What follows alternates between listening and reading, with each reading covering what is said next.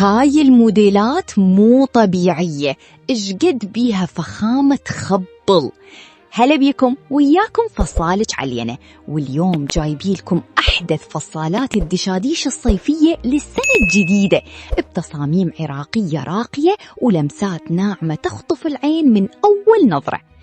الموديلات اللي تشوفوها اليوم تجمع بين البساطة والفخامة بطريقة مرتبة جدا، وكل موديل بيه تفاصيل صغيرة لكن تفرق بالشكل النهائي وتعطي الإطلالة هيبة وأناقة بدون أي مبالغة. إذا تحبين الدشاديش الراقية والموديلات الناعمة اللي تناسب العيد والمناسبات، فأكيد راح تلقين بهذا الفيديو أفكار تخبل وتساعدك تختارين ستايل قريب من ذوقك وشخصيتك.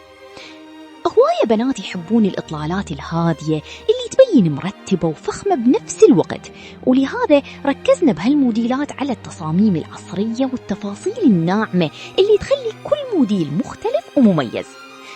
والمميز أكثر إن كل تصميم ممكن يكون فكرة حلوة للتفصيل والخياطة إذا كنت تدورين على موديل جديد يلفت النظر بطريقة راقية وناعمة.